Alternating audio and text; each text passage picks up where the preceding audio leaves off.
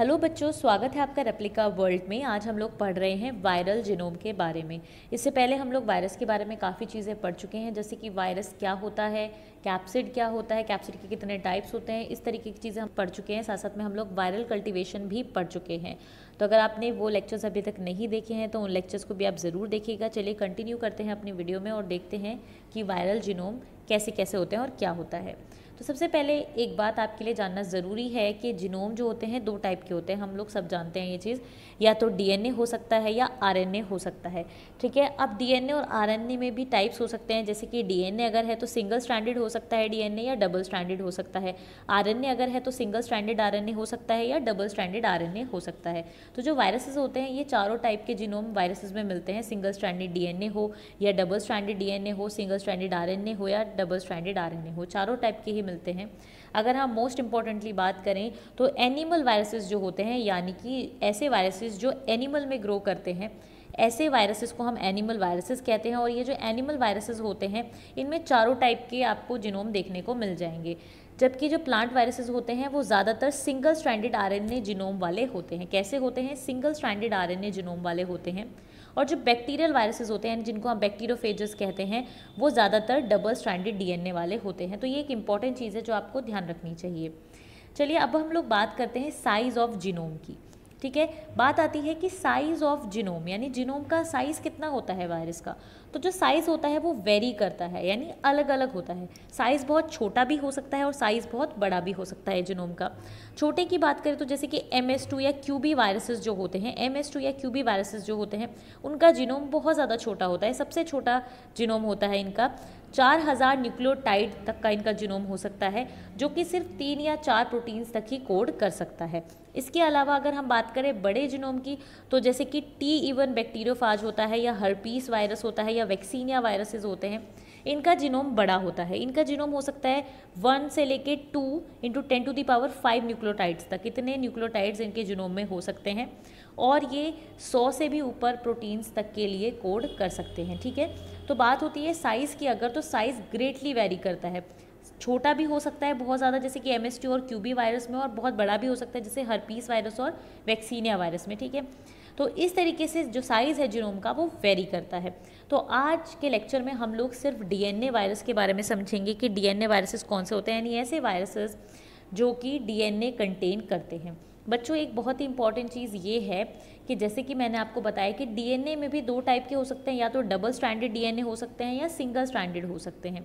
यहाँ पर भी क्या होता है, लीनियर भी हो सकते हैं, सर्कुलर भी हो सकते हैं। तो डीएनए जो है स्ट्रैंड के साथ साथ वो लीनियर या सर्कुलर भी तो हो सकता है। तो लीनियर वाले और सर्कुलर वाले भी वायरसेस अलग अलग मिलते हैं हमें। ठीक है, तो जो मोस्ट डीएनए वायरसेस होते हैं उनमें डबल स्ट्रैंडेड डीएनए होता है as their genetic material. However some have single stranded DNA genome as well. तो जैसे कि हम जानते हैं कि डीएनए का नेचर क्या होता है कि वो डबल हेलिकल स्ट्रक्चर में पाया जाता है, यानी कि डबल स्ट्रैंडेड एंड हेलिकल वो पाया जाता है। तो ज़्यादातर जितने भी डीएनए वायरसेस होते हैं उनमें डबल स्ट्रैंडेड डीएनए ही पाया जाता है, पर कुछ ऐसे वायरसेस भी होते हैं जिनमें सिंगल स्ट्रैंडेड डीएनए जीनोम पाया जाता है। इन दोनों ही केसेस में जो जीनोम है वो लीनियर भी हो सकता है और सर्कुलर भी हो सकता है, यानी डीएनए जो है वो लीनियर फॉर्म में भी हो सकता है, सर्कुलर फॉर्म में भी हो सकता है। डीएनए सिंगल स्ट्रैंडेड होगा तो भी वो लीनियर भी हो सकता है, सर्कुलर भी हो सकता है। डबल स्ट्रैंडेड होगा तो भी वो लीनियर भी हो सकता है, सर्कुलर भी हो सकता है। ठीक है, ये चीज़ का ध्यान रखना है। तो लीनियर और सर्कुलर भी हो सकते हैं, और सिंगल स्ट्रैंडेड डबल स्ट्रैंडेड कोई भी डीएनए जीनोम हो सकता है। ठीक है, अब कुछ ऐसे होते हैं वायरसेस जिनके पास डीएनए जीनोम होता है जो कि कभी लीनियर होते हैं और फिर सर्कुलर हो जाते हैं, इसका उल्टा भी हो सकता है। तो इसका एक बहुत अच्छा एग्जाम्पल है हमारा ई कोलाई का फाज होता है एक। तो ये जो अंडरलाइन है ये ई कोलाई पे है, क्योंकि ई कोलाई साइंटिफिक नेम है इसलिए। तो ये बाय मिस्टेक फाज पे भी आ गया है। तो ई कोलाई जो होता है उसका एक फाज होता है लेमडा। ठीक है, तो ई कोलाई का जो फाज होता है लेमडा, यानी ये वायरस होता है जो कि ई कोलाई को क्या करता है, इन्फेक्ट करता है। तो लेमडा फाज जो होता है उसका जीनोम जो है लीनियर होता है, पर जैसे ही उसका जो जीनोम होता है वो होस्ट के अंदर जाता है तो वो सर्कुलर हो जाता है। तो पहले कैप्सिड के अंदर तो लीनियर होता है, पर होस्ट के अंदर जाने के बाद वो सर्कुलर हो जाता है। तो ऐसा भी कई वायरसेस में देखने को मिला है। एक और इम्पॉर्टेंट बात होती है डीएनए वायरसेस की कि उनके डीएनए में कुछ अनयूजुअल नाइट्रोजनस बेसिस भी पाए जाते हैं। जैसे कि जो नॉर्मल नाइट्रोजनस बेसिस हैं उनमें कुछ ग्रुप्स ऐड हो जाएंगे, ठीक है, और वो अलग बेसिस बन जाएंगे। तो इस तरीके के कुछ अनयूजुअल नाइट्रोजन बेसिस भी पाए जाते हैं डीएनए वायरसेस में। ठीक है, तो ये हमारी बात होती है डीएनए वायरसेस की। अब कुछ एग्जाम्पल्स देख लेते हैं, क्या क्या एग्जाम्पल्स हैं हमारे डीएनए वायरस के। तो पहले हम लोग बात करते हैं सिंगल स्ट्रैंडेड डीएनए के बारे में। तो सिंगल स्ट्रैंडेड डीएनए में दो केसेस हो सकते हैं। लीनियर सिंगल स्ट्रैंडेड डीएनए हो सकता है। तो अगर लीनियर सिंगल स्ट्रैंडेड डीएनए है तो उसका बहुत अच्छा एग्जाम्पल है पैरवो वायरस। ठीक है, पैरवो वायरस इसका एक बहुत अच्छा एग्जाम्पल है। इसके अलावा अगर हम बात करें सर्कुलर सिंगल स्ट्रैंडेड डीएनए के, तो इसका एग्जाम्पल है M13 फाज और 5X174 फाज। तो ये दो जो फाजेस हैं, इनका जो सर्कुलर होता है DNA, single stranded circular DNA इनका होता है। इसके अलावा हम डबल स्ट्रैंडेड डीएनए की अगर बात करें तो डबल स्ट्रैंडेड में भी वैसे तो 4 केसेस होते हैं, पर आपको सिंपली समझाने के लिए मैंने सिर्फ इसमें 2 केसेस रखे हैं, लीनियर डबल स्ट्रैंडेड डीएनए और closed circular double stranded DNA.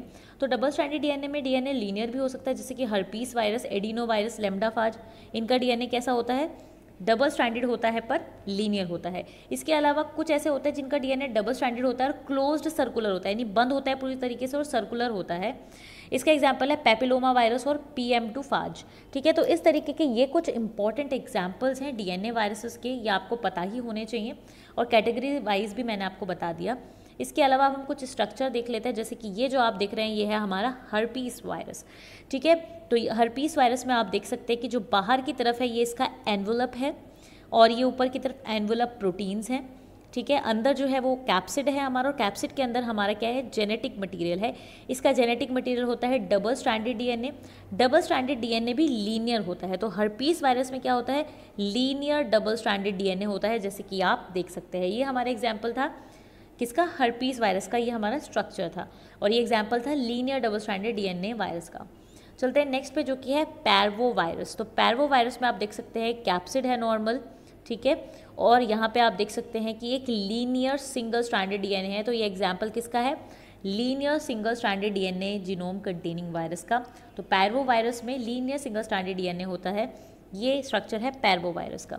Next structure जो आप देख रहे हैं ये है पेपिलोमा वायरस का। पेपिलोमा वायरस में आप देख सकते हैं कैप्सिड है और सर्कुलर डबल स्ट्रैंडेड डीएनए है। तो एग्जांपल है circular double stranded DNA genome containing virus का, यानी एक ऐसा वायरस जिसमें कि जो जीनोम है वो डबल स्ट्रैंडेड भी है और सर्कुलर भी है।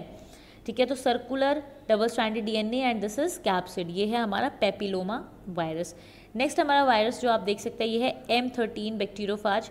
ठीक है, M13 बैक्टीरियोफाज में आप देख सकते हैं कि बाहर की तरफ इसकी कैप्सिड है और अंदर की तरफ क्या है, इसका डीएनए है।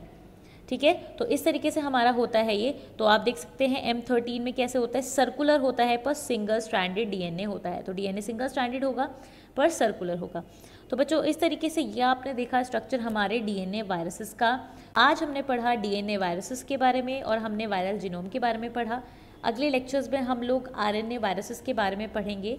तो आज के लिए सिर्फ इतना ही। अगर आपको ये लेक्चर अच्छा लगा हो तो लाइक ज़रूर करें, शेयर करें और अपने कवर को सब्सक्राइब करें।